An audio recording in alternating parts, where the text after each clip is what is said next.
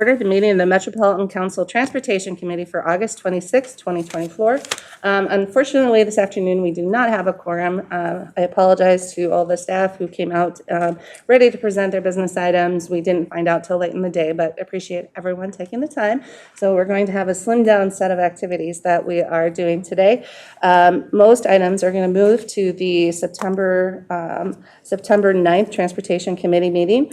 We do have to hear one item and to keep everything on track, and that will be the budget amendment. But first, I'm going to turn it to General Manager Leslie Kandaris for employee recognition.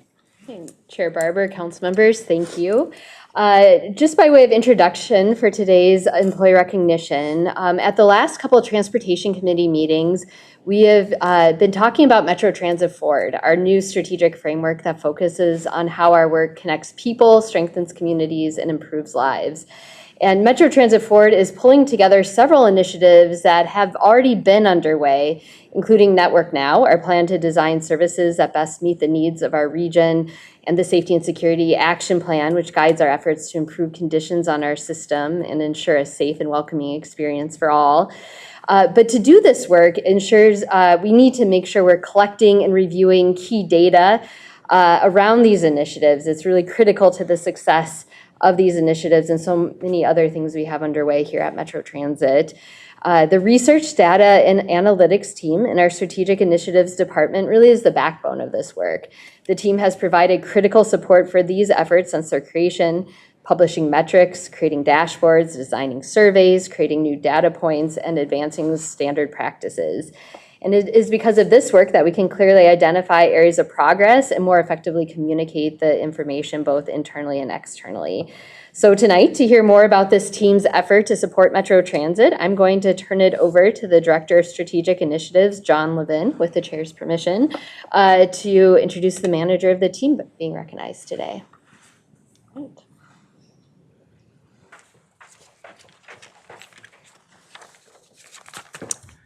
Thank you, General Manager Kandaris and Chair Barber and council members. My name is John Levin. I'm the Director of Strategic Initiatives. A little over 18 months ago, we restructured the department to bring together all of our efforts around research and data and analysis into a single work group. It had been split up into several groups. And this change has been very successful. It's allowed us to better coordinate our work. It's allowed us to expand our use of data and really allowed us to increase our contributions to the organization. A significant part of the success is due to the effort, the vision and the skill of Rachel Dunka. With the restructuring, Rachel stepped into the role of senior manager of the team of that does the research and data science staff. And so you'll hear about them this afternoon.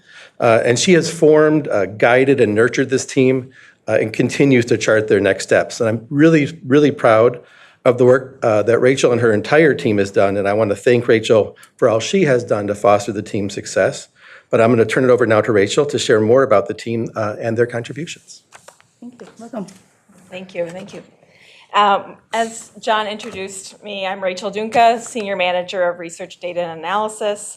And I'm just so pleased to give you a glimpse of the people behind a lot of the data and work you've seen here at the council as General Manager Leslie said, as the for Metro Transit Forward and the other group. So if you guys all can come up here, I'll speak as they walk up.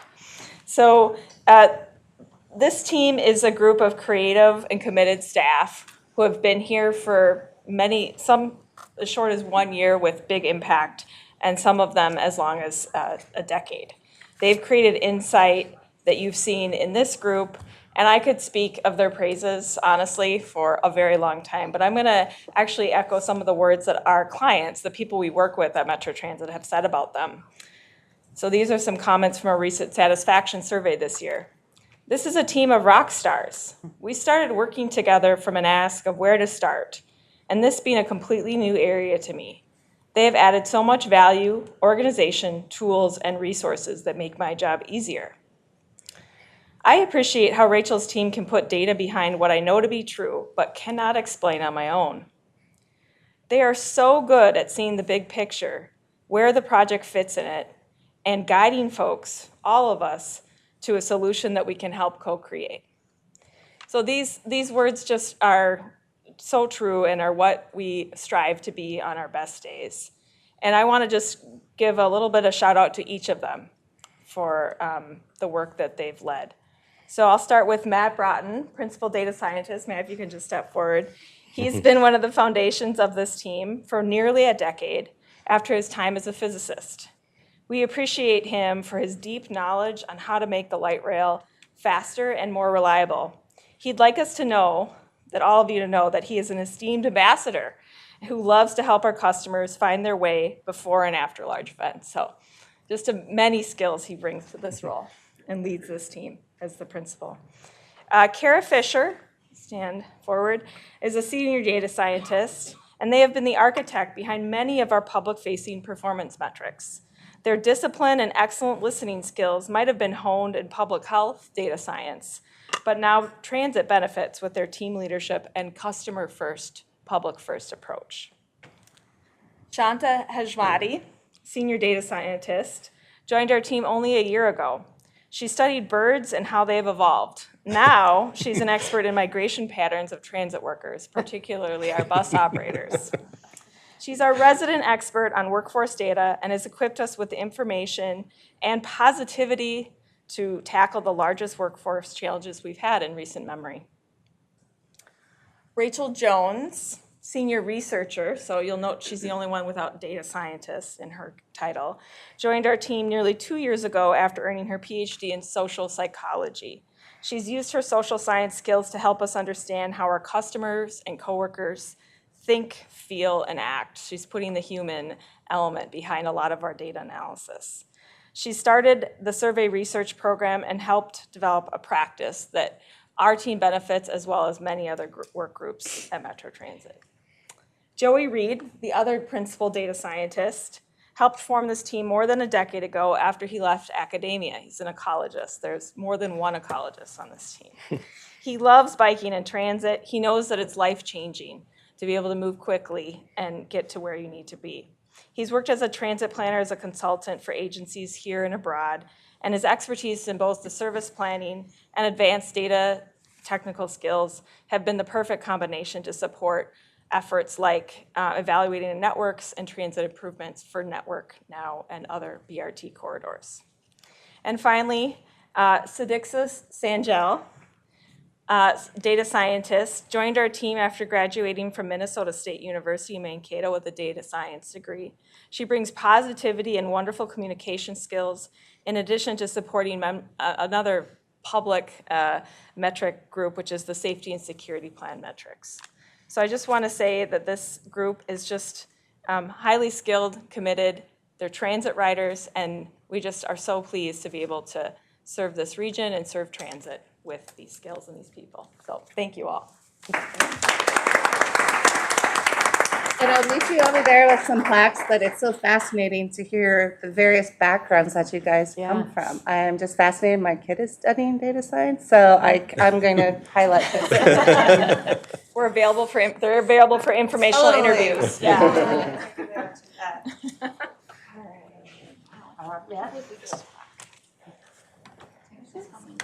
Rachel. Hey, Rachel. Joey. Thank you. Kara. Thank you. There you go. Thank you all.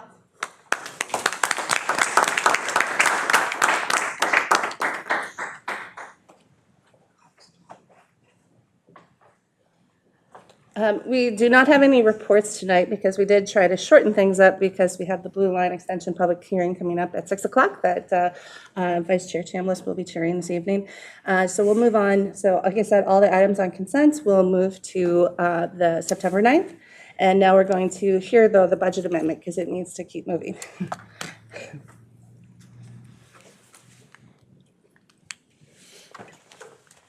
Good afternoon, Chair, committee members. Ed Petrie, Director of Finance, Metro Transit.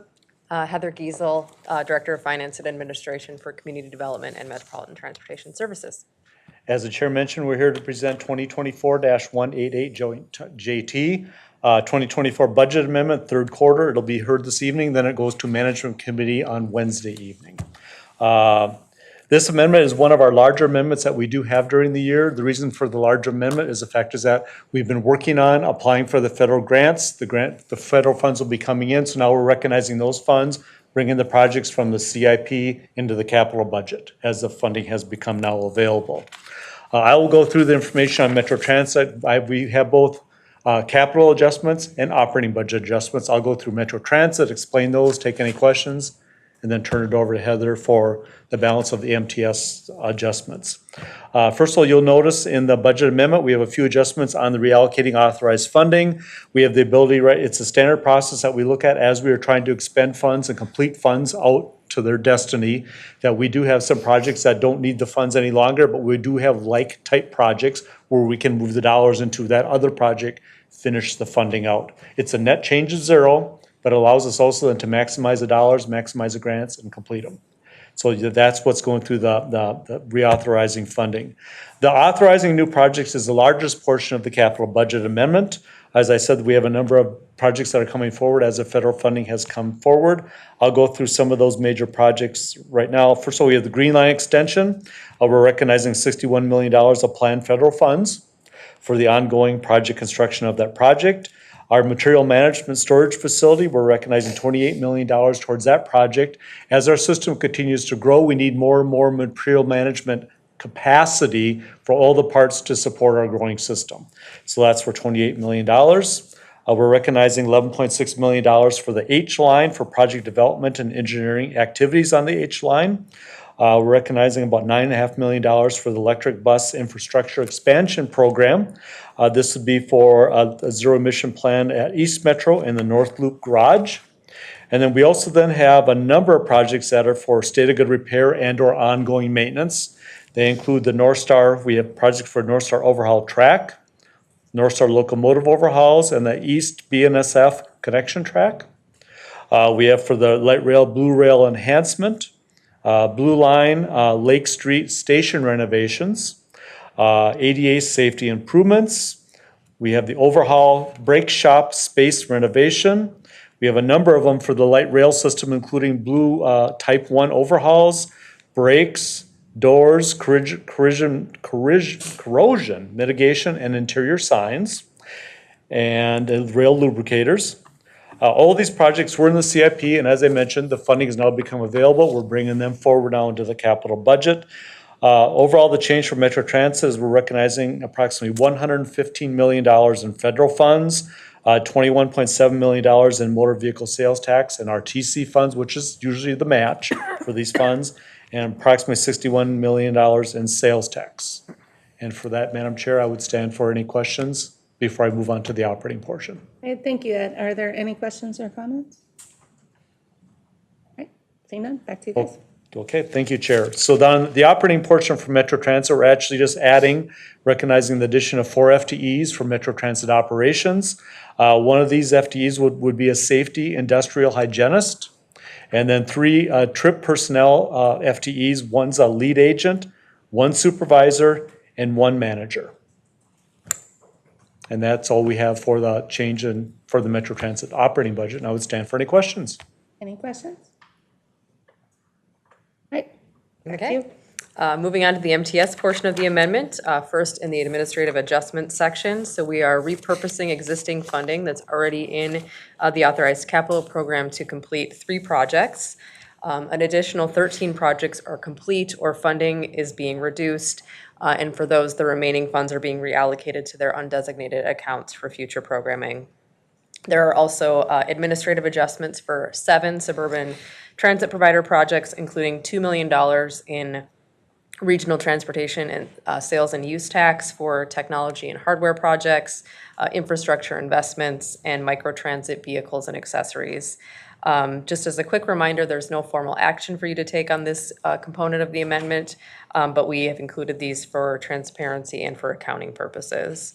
Next, in the authorizing new project section, MTS is requesting to bring into the authorized capital program approximately $42 million in funding for a variety of projects that have been identified in our capital improvement plan. Approximately $2 million of that is RTC funding. The remaining $40 million is federal funds, which are contingent upon award by the FTA. We're still awaiting award. And then there's another, once that is awarded, we will amend additional project into it. So we are waiting on that as well, but wanted to get these in to the budget before the end of the year to avoid a capital amendment in the fourth quarter. The projects included in this new project section include 268 replacement small buses for special transportation services. That's Metro Mobility and Metro Move.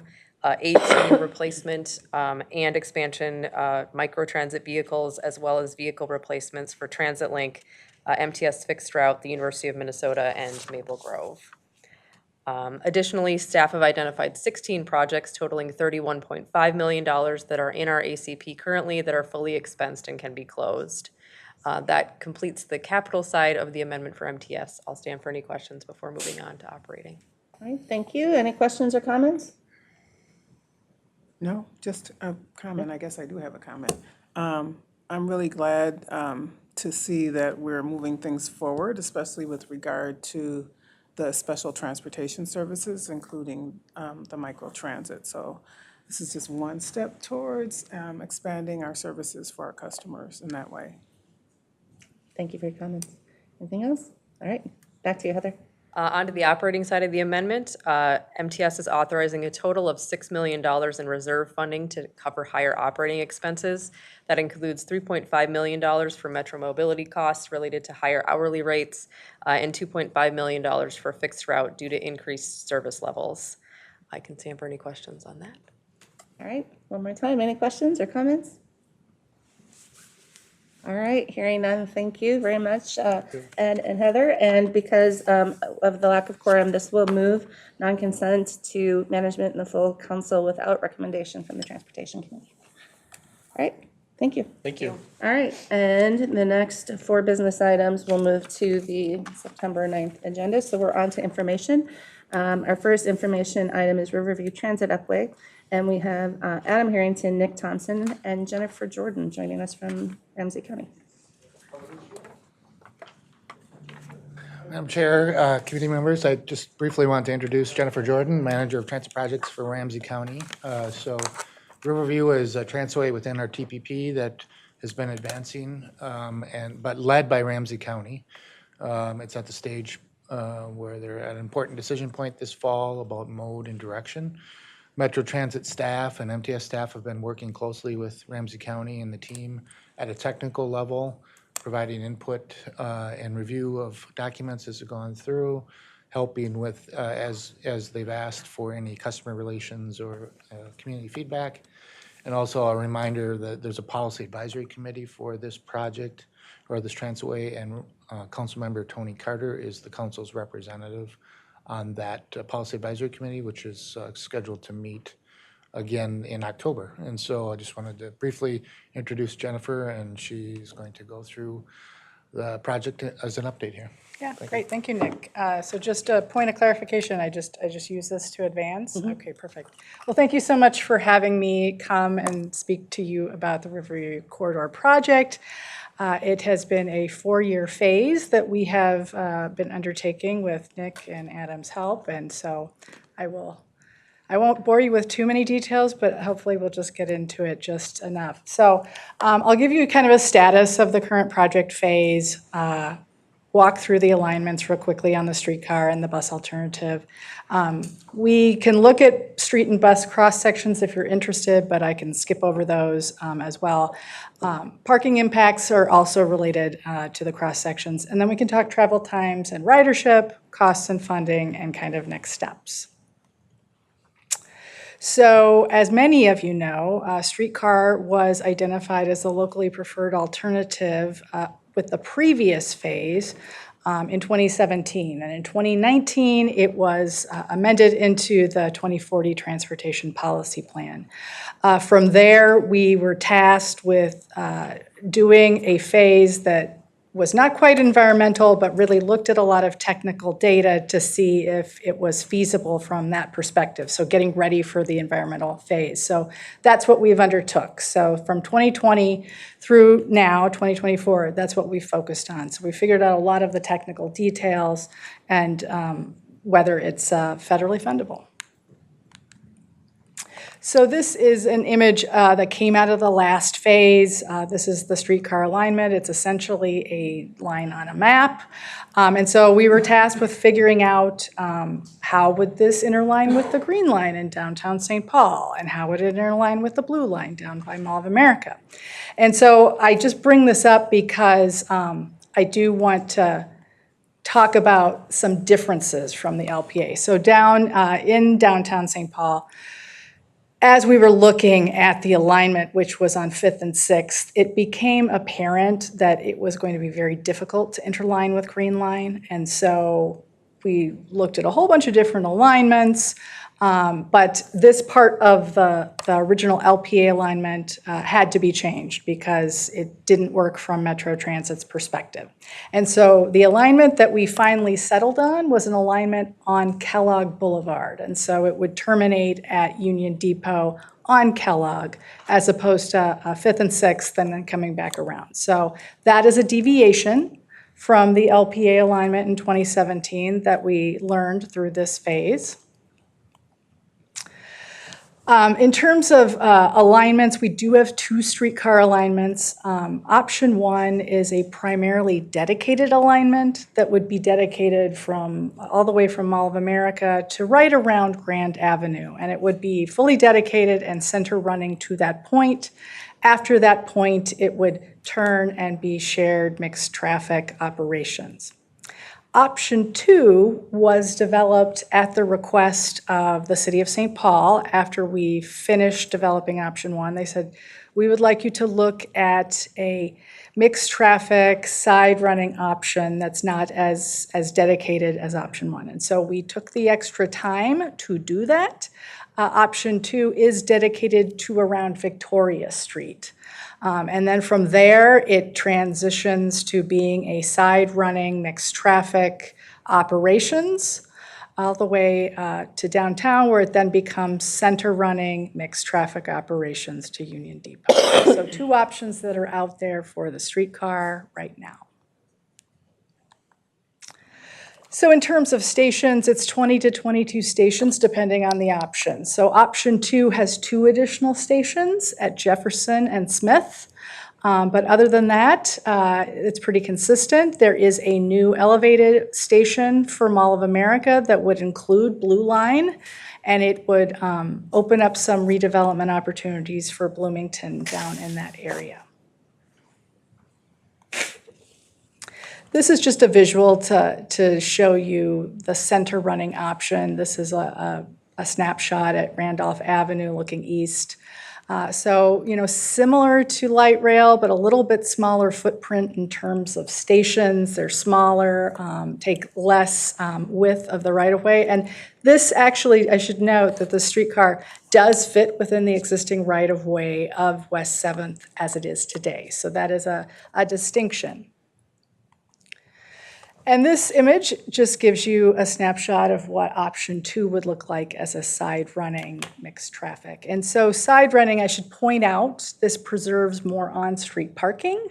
So where you see the truck that's on the rails, that is side-running because there is a parking lane that is being preserved there. All right, well, I will skip over to the bus alternative, which we did go ahead and develop in anticipation of the environmental process.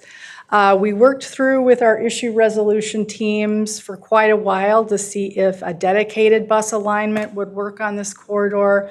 Ultimately, our partner, City of St. Paul, was not comfortable with that, and so we wound up with an arterial bus rapid transit alignment. In this alignment, it follows very similarly what the streetcar does. It's very similar to what we have out there today in terms of C line or D line or A. It would have 14 new stations. There is some synergy in the fact that it would use Gold Line stations that are being put in today downtown, so that is some cost savings there.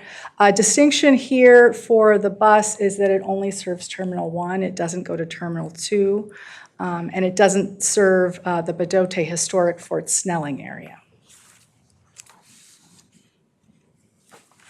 And this is just a snapshot of what ABRT looks like, which you all know very well.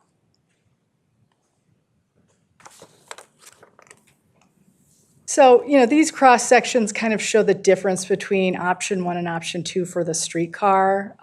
The traffic is in the left image shows that most on-street parking in the areas where there's on-street parking today will need to be removed for a dedicated option. And on the flip side, the image on the right side shows that the cars, it preserves the parking. And so the streetcar is sharing with other vehicles with a dedicated turn lane at signalized intersections. This image is just meant to give you a sense of what the stations might look like in a center running configuration, a side running configuration, and then downtown.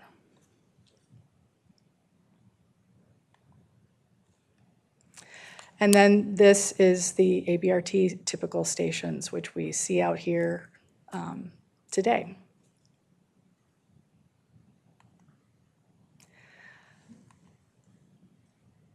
So like I said, the streetcar does, for the option number 1, it does take away more parking for option 1 than it does for option 2. So the city of St. Paul is much more supportive of option 2 because they see on-street parking as being very valuable.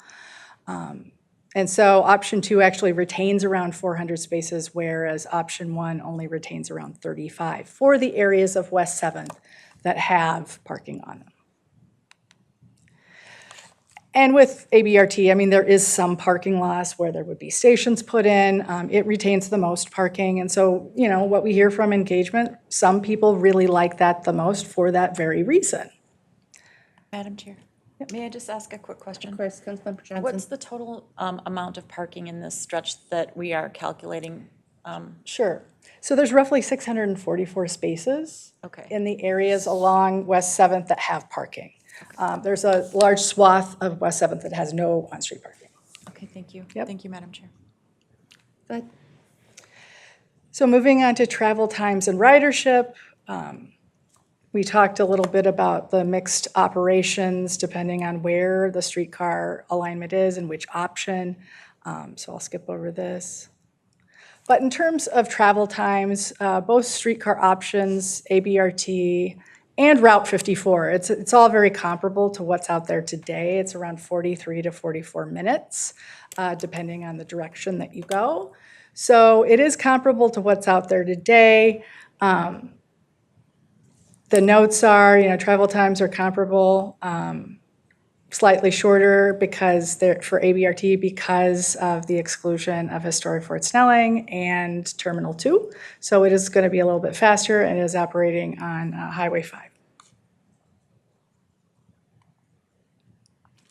So estimated ridership that we have today, we are in the process, and I expected it to be done here this week, but I think it's probably going to be ready next week. This is ridership that is sort of straddling the post-COVID, so it's a little bit of pre-COVID mixed with post-COVID here. So I believe our ridership at the end of the last phase was around 20,000, and of course it went down given the changes in our world. So this is sort of a placeholder until we get the updated ridership. I would expect this, both ABRT and streetcar, to decrease a little bit as well, because that will be done in a full post-COVID modeling environment. But that is the nature that we live in these days.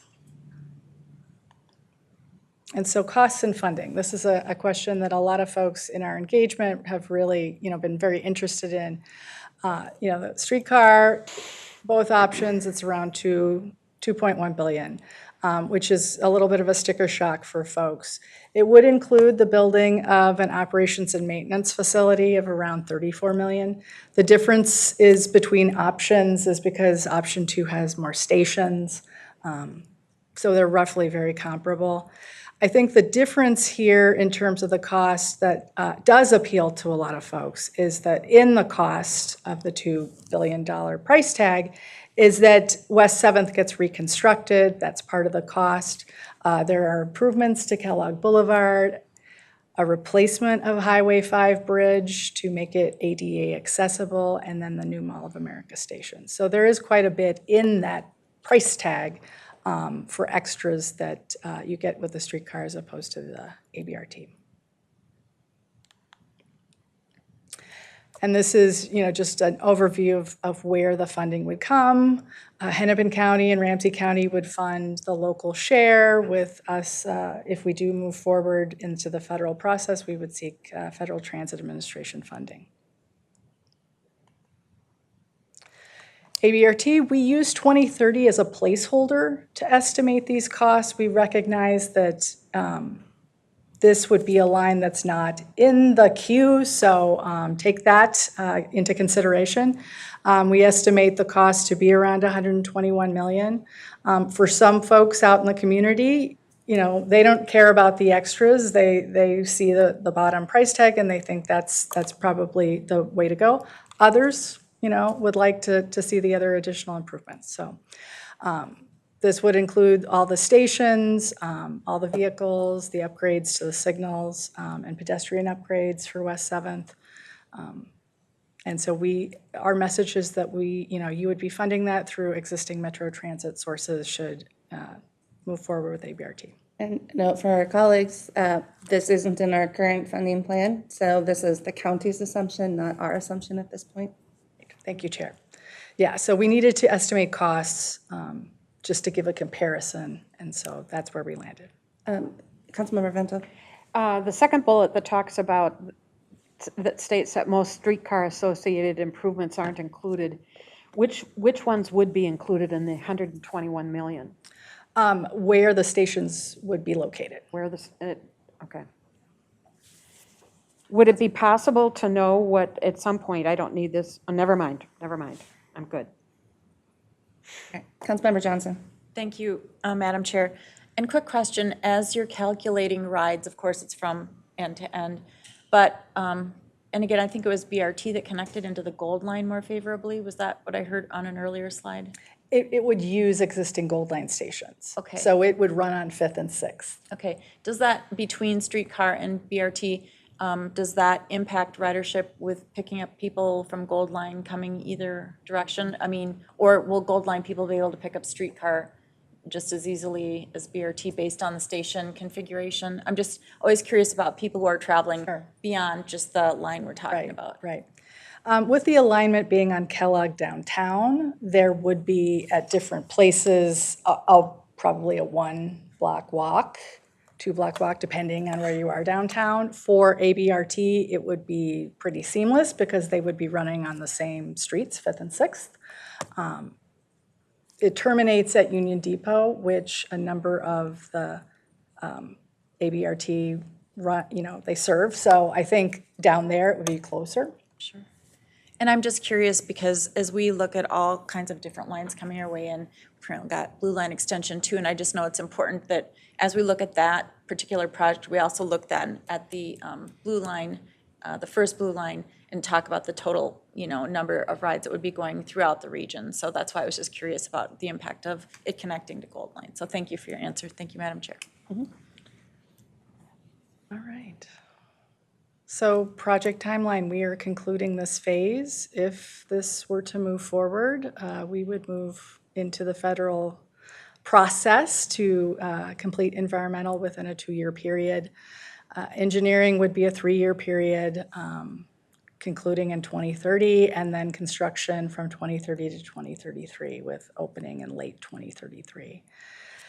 As I said before, that would be, arterial bus rapid transit would be dependent on where it fits in the queue and how that gets worked out for Metro Transit.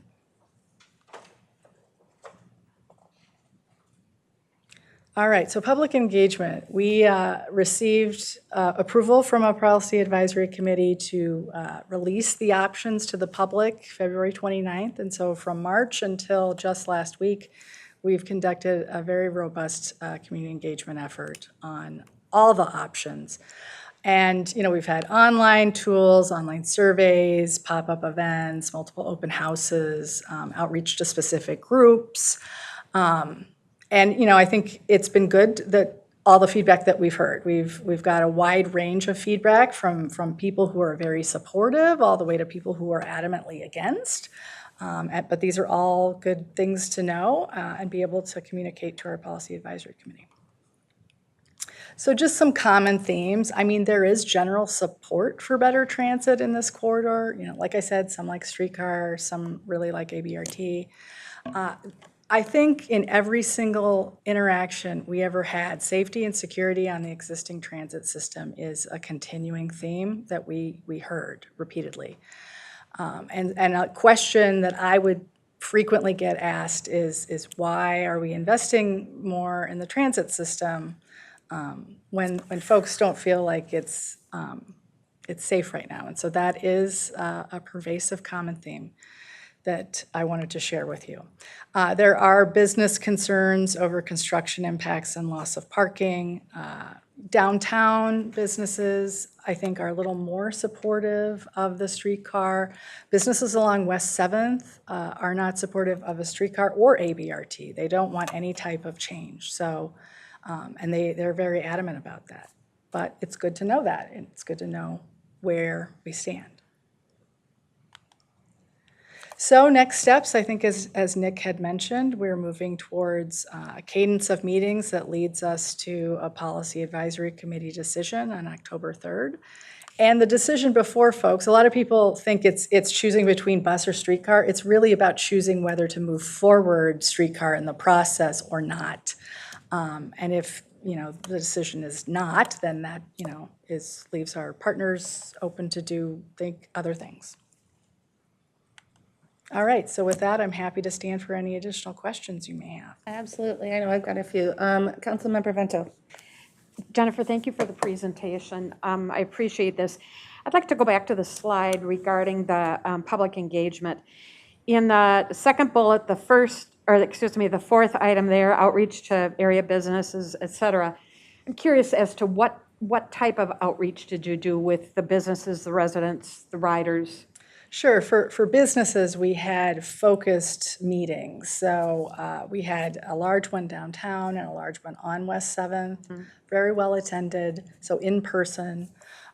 With regards to residents, we did visit all of the district councils in person, as well as multiple years, so to keep them up to speed on the project. And how many district councils does that involve? So that's Highland, that would be West 7th, or the Fort Road Federation, the downtown Capitol River Council.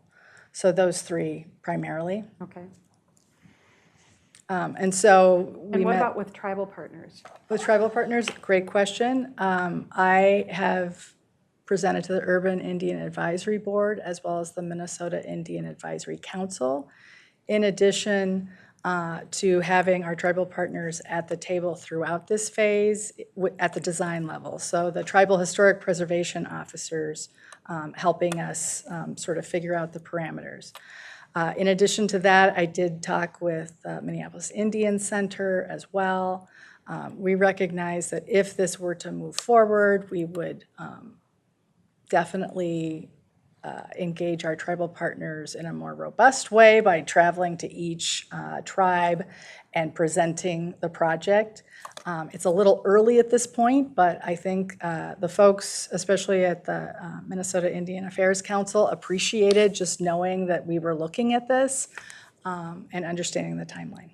And have they expressed any concerns? Excuse me, Madam Chair. I've got a bunch of them, so I'm just going to keep That's going. okay. You're tracking my thoughts. Okay. So. Have they expressed concerns about this proposal and the impact it might have on sacred land? Yeah, some folks are very concerned. They don't want any sort of impact. Some folks are supportive as long as the impact is well thought through and brought to tribes or tribal liaisons early. So it kind of runs the gamut. And so, has the, you've not done the environmental study yet, but what do you know about the potential for it disrupting sacred land? So we worked really hard on figuring out the parameters across the Mississippi River. And so one of the pinch points is the existing tunnel that cars go through today. And so all the tribal representatives on our issue resolution teams were really clear to say, we don't want you to widen that. It needs to stay within the confines of that tunnel. And so that helped inform our design of what the bridge should look like, how many lanes of traffic can go across the bridge, how many lanes of transit can go across the bridge, so that it would create as little disruption as possible. The only other thing I'd like to say, Madam Chair, and this is a comment, I worked for 5 years on West 7th Street at the Church of the Assumption. I frequent a couple of different fun spots on West 7th with friends, and I have to tell you that as someone who lives in Maplewood but loves St. Paul and is proud to live in Ramsey County, I am really concerned about the impact on the businesses on West 7th Street. I grew up in a small town. My grandfather and father were grocers, and parking close to their grocery store was really important for the business, particularly during inclement weather. Mm-hmm. And it's going to be an issue for those businesses up and down West 7th Street if they're losing parking. We need those businesses. The Xcel Energy needs those businesses. The hotels need those businesses in order to remain thriving. And it's a very important part of our tax base. So somehow we've got to figure out a way to address the parking issue, because I think that's critical, and I don't think we can ignore it. To say that maybe just 70 would go away, well, that means 70 people aren't going to be frequenting some businesses. And whether it's an antique shop or a coffee shop or a restaurant or a brewery or a barber shop, that's somebody's livelihood. That's employees' livelihoods. It may be getting somebody through school. It may be putting food on the table. But I continue to be really concerned about the impact on the businesses. I'm glad to hear that there's serious outreach to the tribal partners. And I would urge you to kind of move it up and keep it going, because I think that's going to be a critical part of it. I know it's a concern that some of my colleagues have. So thank you, Jennifer. Councilmember Chambliss. Thank you, Jennifer, and thanks, Chair.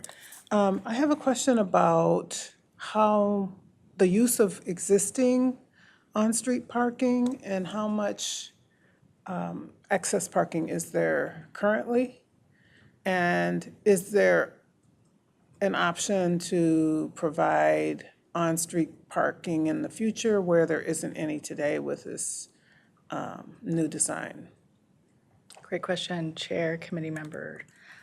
So in terms of figuring out additional parking strategies, that would be something that would definitely be looked at as part of the environmental process if it moves forward. Some thoughts that we have with regards to parking is there a way to, for Ramsey County, to look at district parking solutions that could help small businesses? So not necessarily on street, but very close, that could help serve a range of different businesses. The areas that you ask about that don't have on-street parking, those are the areas that it's like a viaduct that goes over a rail area, so that even if there were on-street parking on there, it would be difficult for folks to access because it's quite a ways away from the commercial nodes on either side of it. But I think district parking is a solution that we could be looking at. Partnering with other parking ramps that say might not be utilized at certain times of the day, figuring that strategy out would be something that we could look at in the next phase should this move forward. Chair, this is an unrelated question, but it's about the character of the neighborhood. And I'm very familiar with West 7th because I used to live right off of West 7th. It's a beautiful area, a lot of historic homes in that area.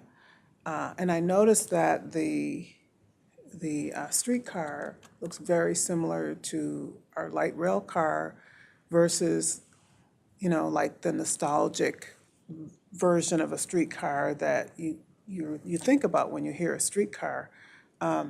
Was there ever any consideration of making the streetcar more nostalgic looking? So in terms of vehicle choice, we haven't moved to a point where we have actually chosen a vehicle. So the images that you see are a placeholder for a streetcar type that is compatible with existing light rail tracks that we have. But the choice of vehicle, that could come later, so I'm not sure what all the range of options are, whether they have kind of more historical looking modern streetcars, but I'm sure the market is out there. Chair, thank you. That's very interesting. I know that in other cities that do have kind of the old style streetcar, it is a big aspect of tourism, and that potentially could increase traffic for the businesses. But, that's just kind of like a comment or, but Yeah. I was wondering if anybody had thought of that, or maybe you could think about that. Thank you. Councilmember Vento? Just want to make one more point, Madam Chair, about the parking issue. I would hope that there's some way of kind of modeling what this would do to traffic and parking before any decisions are made in October. And I'm not quite sure how you do it. But I'm thinking in particular about the intersection near Casetta's and McGovern's and the old antique shop, and the name of the other establishment that I can't think of right off the top of my head. Just about any evening of the week, but certainly on Fridays and Saturdays, that intersection by about 3 or 4 o'clock is incredible. I mean, the lineup to get into the Casetta's parking lot to either get a table or to pick up a pizza is just incredible, and people will sit and wait forever. It will impact businesses when we start messing with parking and lanes and traffic. And I know that we have to make advances in transit, but I really think that we really need to think about the impact. Because losing a Casetta's is like losing, and I'm not here to advertise for Casetta's. I'm not related to them. I have no connection to them, but that's just one really good example. Another example is the Downtowner Wood Fire Grill. Going in and out of their little parking lot on the side of their building, you have to be really careful because people come sailing through there. Now, if you start adding rapid, and I'm not talking about bus rapid transit in a rapid sort of way, but if you start adding additional traffic and people are just feeling crunched and stressed by all this addition, it's going to be rough. And I think we got to be prepared for that. So just had to throw that in. I think for the businesses, we really have a lot of work to do. Councilmember Johnson? Thank you, Madam Chair. I'm going to pivot just a little bit to the slide where we were talking about costs and cost sharing, and with Hennepin County as being a local partner in this, are they supportive of the streetcar options 1 or 2, since they are also one of the local partners with Ramsey County in this? Great question. They have participated in the development of both options, so they're comfortable with either one. Yeah. And Madam Chair, when you say they're comfortable with either one, is that from a staff and planning perspective, or is that from the board? Staff and planning perspective, yeah. Thank you, and I appreciate that, because as I always say, staff are really smart people and get the information that, the decision makers need to get. So I appreciate that nuance and that question. My other question goes back to the history of this, which I appreciate that slide as well. And it was identified as the locally preferred alternative in 2017. Do you remember if there were some early estimates as to what the one streetcar option at that time was coming in at, recognizing, the world's changed and all of that, but was there any amount that was tied early to that option?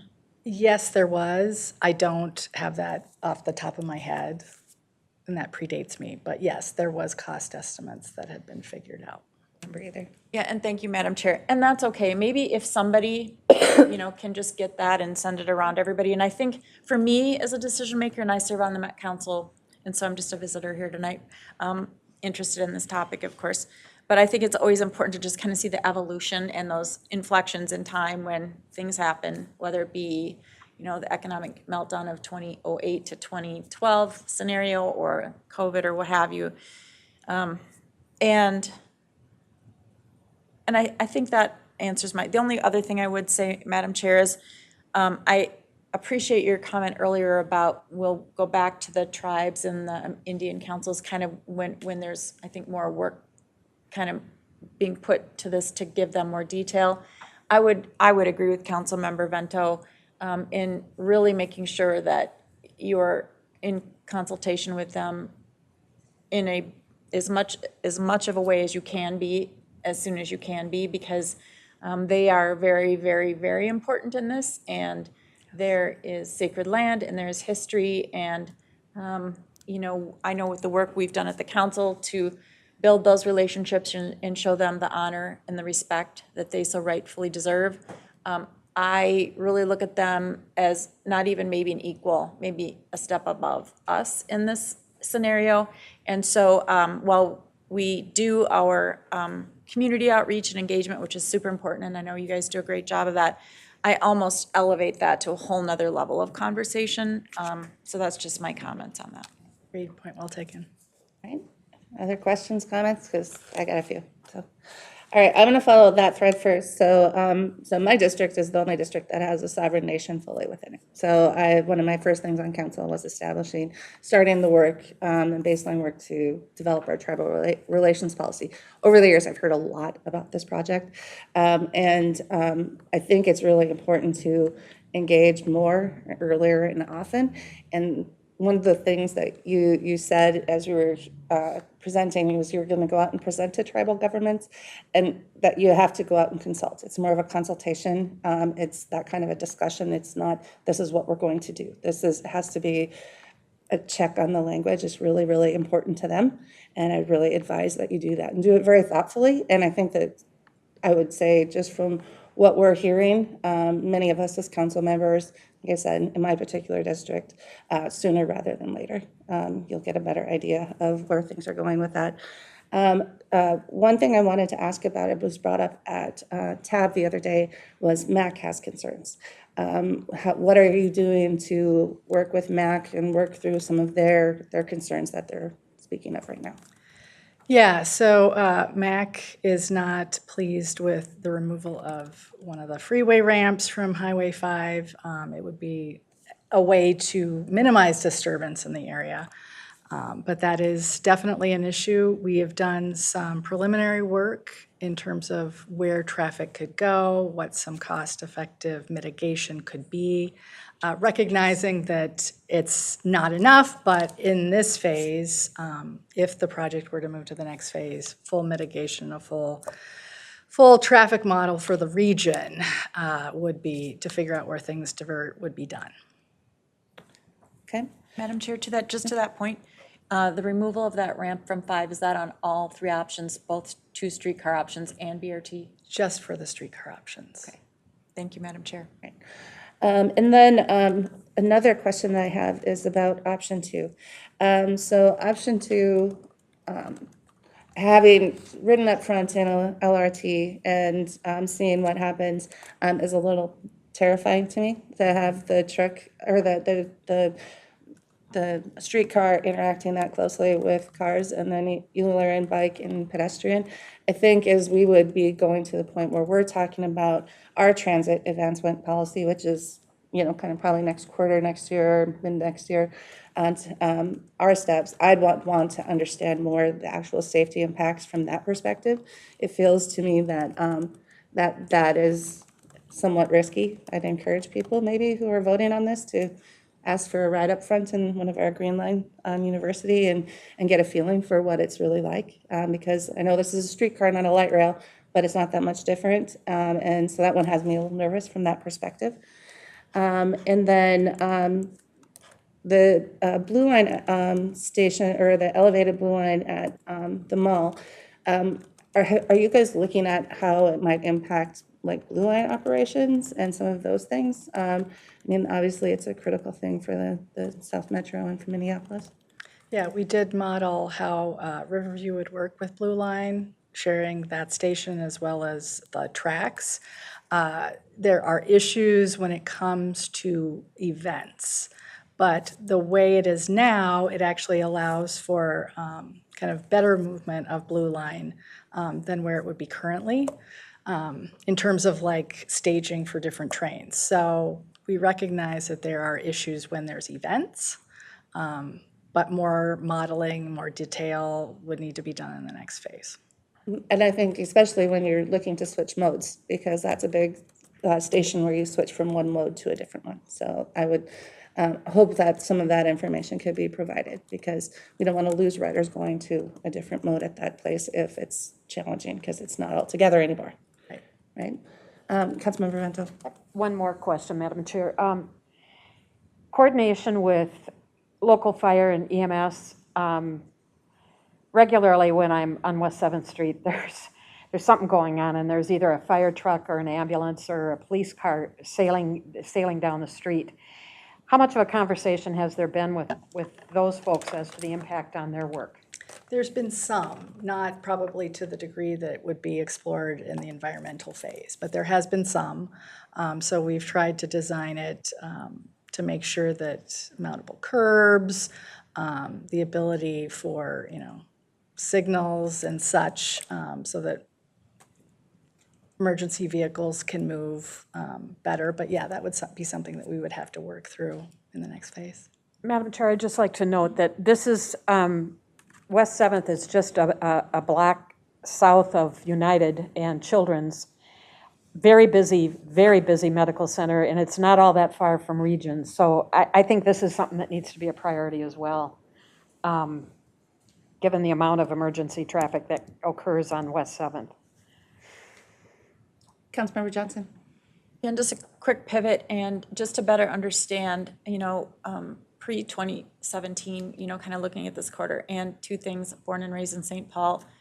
Second of all, lived right off of Grand where that station might go. So really love this area, really get this area, and really, really understand how important it is to make sure our downtowns are thriving and people are coming and going and all of that. So I get, and especially now, probably not thinking that way as much, pre-COVID, but, it's an important thing that I know we care about deeply at the council. But I'm also trying to understand, was the concept of doing this mode around the economic development, the positive economic development impacts that it could have in this corridor, or just the genesis of the mode and, what the coalescing around thought was to the positive impacts in this, at that time, probably just a generic corridor, but just the thought process.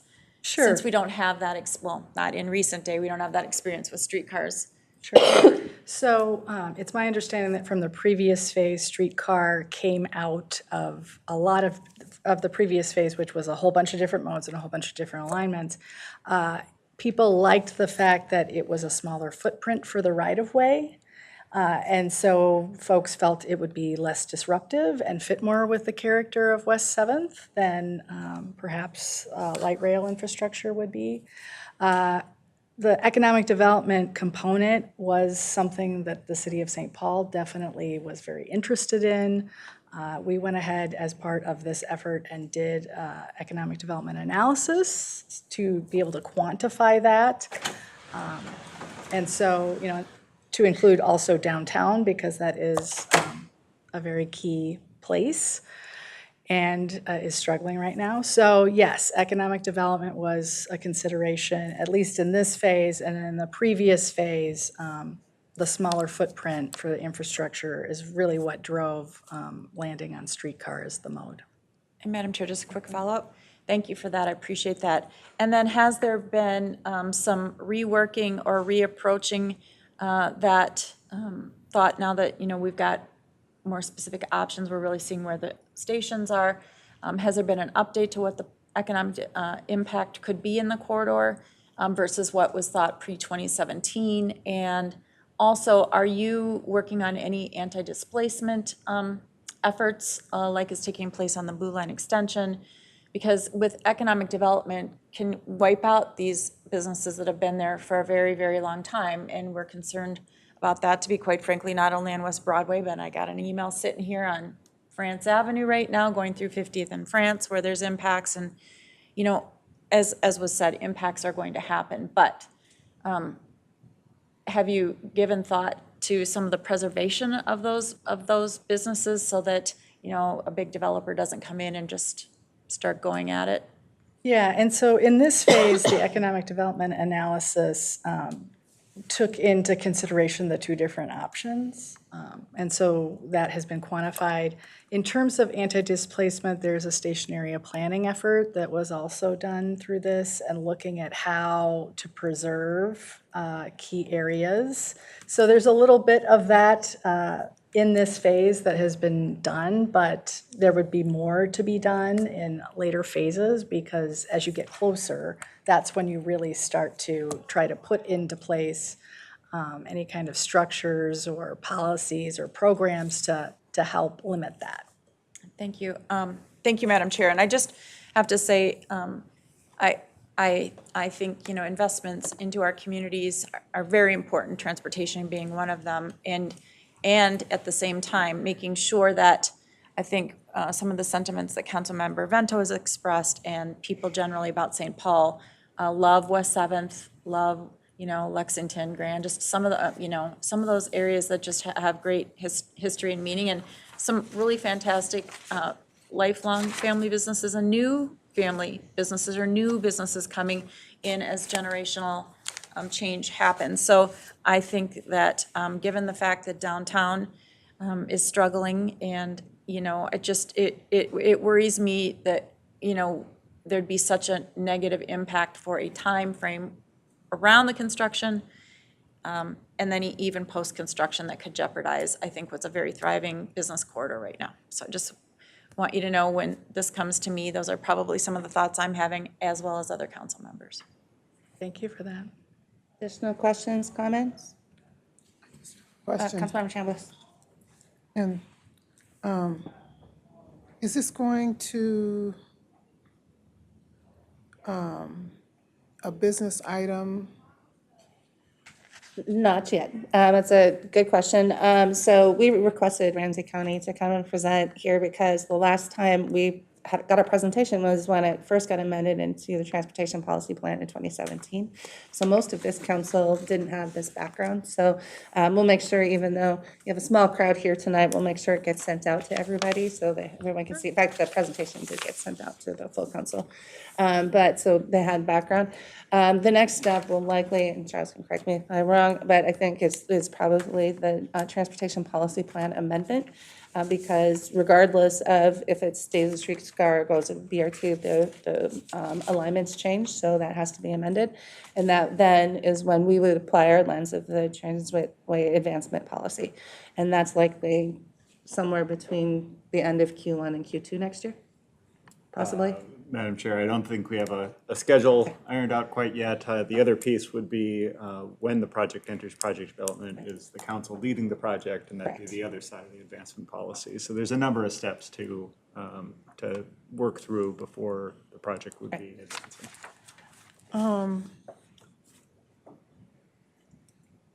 Okay, my other question is after this. So I'll wait. And that is fair. So one of the things that I think when we talk about, like, even just amending it into the transportation policy plan, just like we're asking the things of our partners in the Blue Line extension, we need the same sort of funding commitments from Hennepin and Ramsey County, the full ridership, the full cost, all of those sorts of things. So there's a lot of information kind of feeding into all of that. Which I think it sounds like you're still working out some of that. And so I think that's probably some of the next pieces of information we'd be looking to get. And will inform a lot kind of what we make. We've got big decisions to make on this project too, I guess is the best way to say it. All right, Councilmember Johnson. And I just want to appreciate again the fact that you raised our transitway advancement policy, that it has to, I don't think they go side by side as this, but I mean, that is really kind of a first step as we get all the information on this and then start applying that lens, as you said. This is going to be, I think, kind of a new step, because we've had to apply it to Blue Line in the middle of the process, which is a little trickier. But I just think that that's going to be very critical for this council, given some of our history and what we've learned, I would say, over the past 10 years in working with very complex projects. So thank you. All right, any closing thoughts? I just want to say thank you for coming. There are we all have a lot of questions about this, and so it was really important to kind of get sort of where we're at, what some of the history is. I think it's really helpful. Very interested to see what happens in October and see where everything goes with the project. But again, sorry we have a smaller audience, but like I said, we did get the information out to the rest of the council. So really appreciate your time. Thank you so much for coming. Thank you so much for having me. Thank you. Thanks, Jennifer. All right, on to our last information item. We have the second quarter ridership report. We have John Harper and Joey Reed.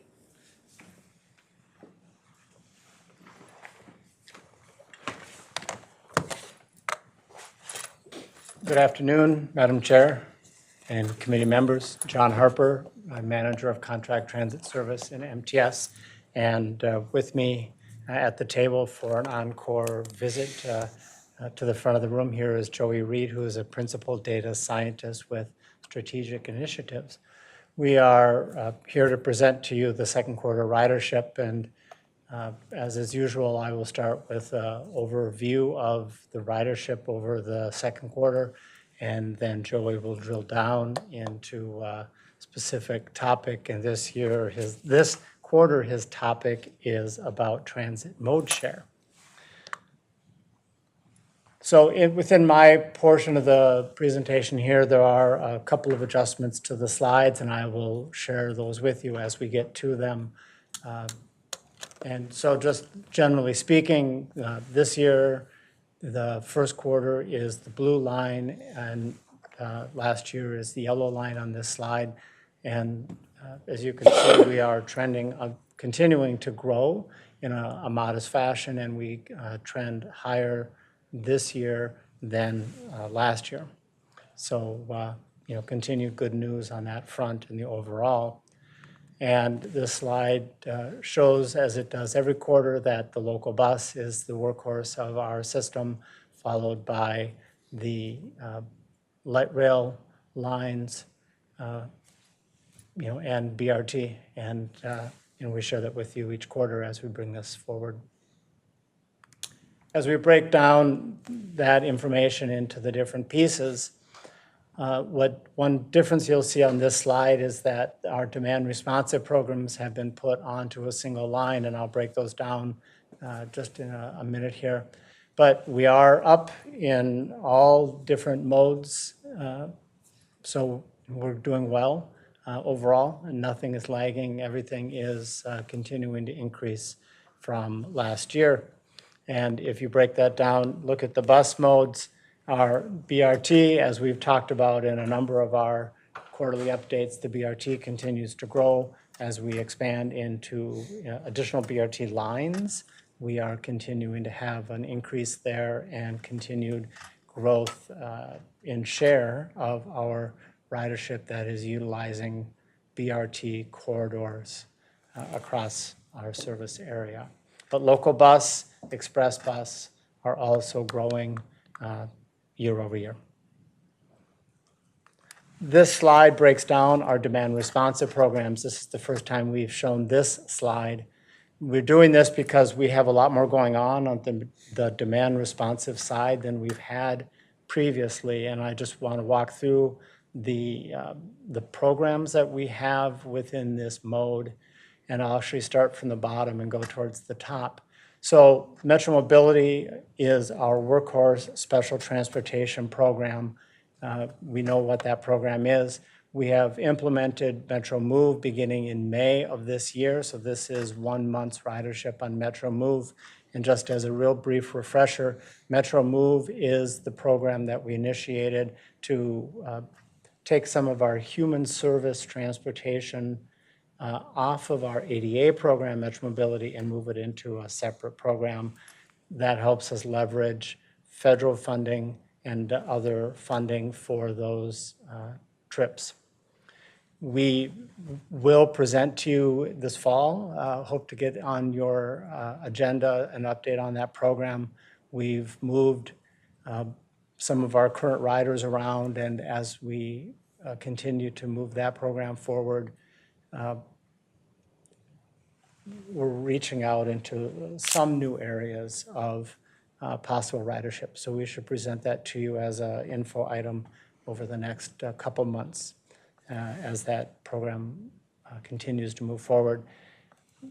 We've talked about Metro Micro or Metro Transit Micro. It's called Micro Transit here because we are kind of in a name transition on that program, but that is the Micro Transit line is that program.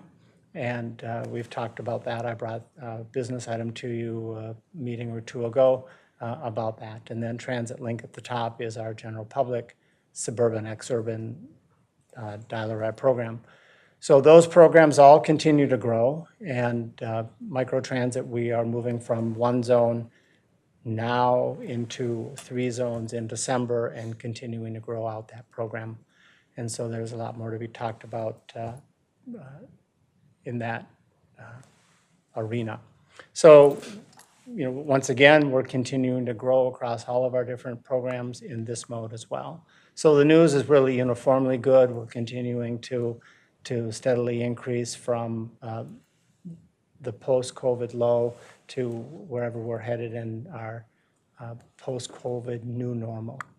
So that is the broad picture of where we're headed in our transit programs year over year. And I will turn the presentation over to Joey to talk about understanding ridership trends. Thank you, John. So I want to talk a little bit about mode share and just briefly define mode share is the ratio of trips on one mode relative to all trips made. So for example, you might say 3% of transit mode share for work commutes, which would mean 3% of work commutes are done on transit as opposed to all other modes. We have a couple sources for mode share information. It's kind of hard to track what everyone's doing out there and what they're choosing for every single trip. So we rely on 2 surveys. One is the U.S. Census. They provide an annual survey, the American Community Survey. It surveys workers on their work commutes and the mode they chose for their work commutes. This is easy to compare to peer cities, peer regions, but it is work commute only, which we know is only 30 to 40% of all trips made on our transit system. And the metropolitan area defined by the census is not the same as our service area.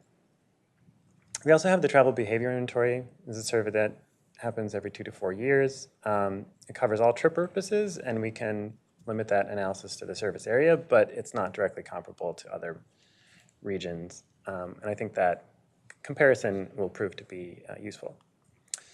So from the U.S. Census over the last few years, there was no survey data for 2020, and the most recent is 2022. But work commute transit share fell like ridership did after the onset of the pandemic.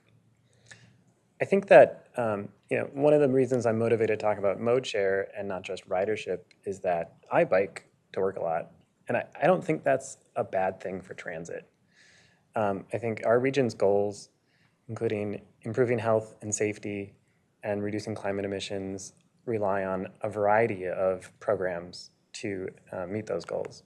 And the council does support most modes other than driving alone, I would say. So we have commuter services, including carpool matching, a van pool, and guaranteed ride home. And among those, we're supporting the census modes of carpool, taxi, or cycling, which is a very strange combination, but I'll count that as cycling, walking, and transit, right?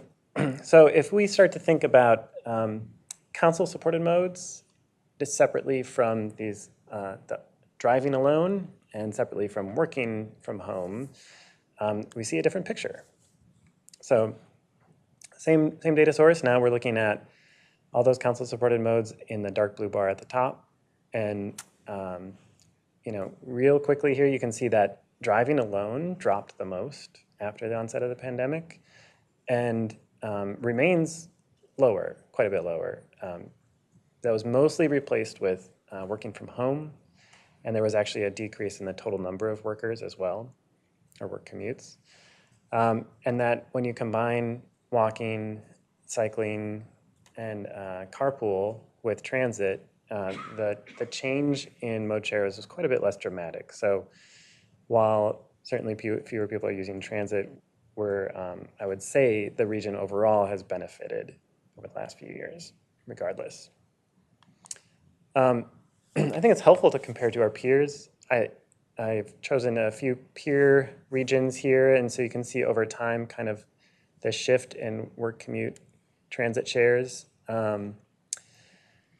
I often think about Seattle and Portland as sister cities, and maybe that's because I lived in Portland, but they have sort of similar levels of transit service. You can see there's some differences in sort of their transit ways, but roughly similar levels, and yet they both have quite a bit higher work commute mode share on transit.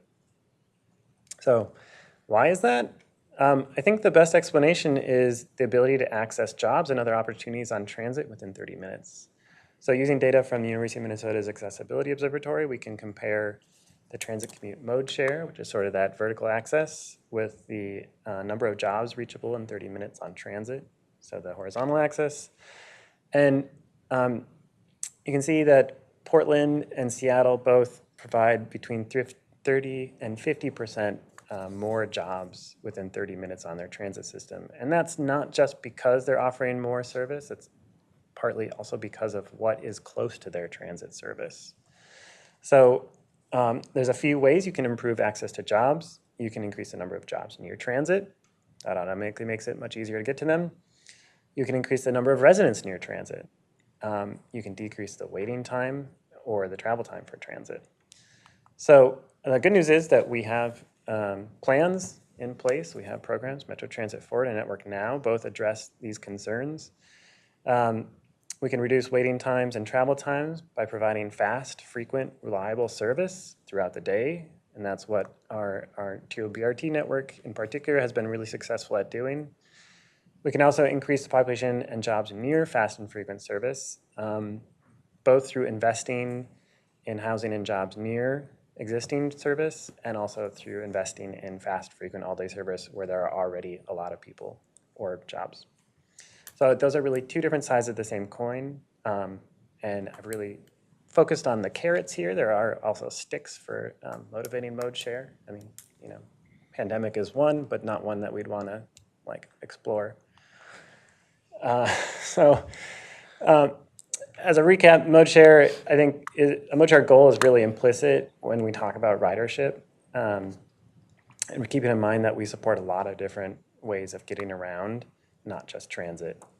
Work commutes are also less than half of the trips people use transit for and half the trips people do in general. So we have to keep in mind that while the work commute mode share information from the census makes it very easy to compare to peer regions, it is a very limited view of what's going on in our region. And we can continue to grow mode share through growing the availability of frequent service and access to jobs. If you're like me, you saw a slightly lower rate of growth in ridership in May and June of this year. I think that is mostly related to light rail maintenance. So we have some early numbers from July that suggest that things are doing well and that's not too much of a concern, but we'll follow with that. Thank you. Very good, thank you. Questions, comments? Just a comment. Yeah, Councilman. To say thank you for sharing this data. It always kind of helps ground us into why we're doing what we're doing and where we're at with our goals. So appreciate the update. Hopefully we'll get to see some more updates in the future. Thank you. Councilmember Johnson? Thank you, Madam Chair.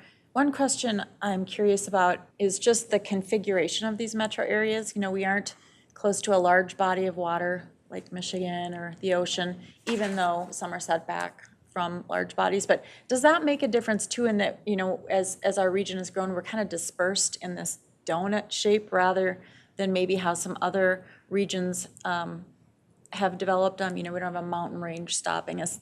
So if we were maybe configured with topography or things like that differently, would we maybe be closer to what these others, I'm just Yeah. curious about that. Yeah, Madam Chair, council members, thank you for the question. Geography is certainly like one of those really great things that influences the development of human civilization. And certainly, a lot of people have argued that Seattle is very geographically constrained, both by mountains further out, but by large bodies of water closer in. Portland is actually really similar to us in geography, I would say. And there is a large hill, small mountain to the west, but they have a river running through it. They have a lot of bridges. I honestly really feel like, having lived in both places, we're very similar in a lot of ways. They made a decision to set an urban growth boundary. The way regions develop is not random. So that fits into like deciding where you want people and jobs to go. And Seattle made similar decisions. They are geographically constrained, but they also made decisions to direct growth towards urban villages that have good access to frequent transit service and concentrations of like commercial activity. So 85% of their growth was directed into those neighborhoods, which really helped get people close to transit. Thank you, Madam Chair. That Portland was, you've lived there, so you're the expert. I have never been there, but that was just one as I was looking that probably I thought might be more comparable to ours. I'm fascinated by this stuff, and I might dig a little bit more into it as far as population and income and density and all those things, but this kind of information really is helpful to a policymaker when we're trying to compare to our peer and competitor regions when it comes to economic competitiveness, attracting workers and things like that. And we know we're not number one, but we know once people get here, they don't really leave. So it's just good for us to know these kinds of things. Thank you. Thank you, Madam Chair. Absolutely. And yeah, you're welcome to attend any of our ridership reports because they always bring such great context of different pieces of how you're learning how people are traveling. It's not just numbers, that it's, how are people actually using the system and what roles it play in their lives. And then getting the data science and analytics crew and researchers on it is just a helpful thing. So really glad you were all able to stay and watch tonight because this was great. And I really, just last comment is I really appreciate you breaking out the demand response stuff because we're really curious to see how that's going to work, especially as we try in some different areas. So it's really helpful information. All right, with that, any final questions, comments? Councilmember Chambliss. A follow-up for me, and that is to find out when the next management committee meeting is going to be for the items that will be moved to, I we're moving believe everything to September 9th, right? everything except for the budget amendment. The budget amendment goes to management, I believe, on Wednesday. Yes, we will be getting that. That's on our agenda anyway. Yeah. So this meeting tonight, that information will be forwarded to us with updated information when we receive it. So, and then it's great having Councilmember Barber on that committee to fill us in too, so. Yeah, very good. Thank you. Okay, and then we start at 2:30 Yeah. for management committee on Wednesday. And I did check to make sure we're gonna have a quorum. No, actually, because I've had a couple council members tell me in advance that it might be an issue, so I'm like, oh yeah, I better make sure. So, yeah, just in case. With that, anything else for the good of the order? All right, we can be adjourned.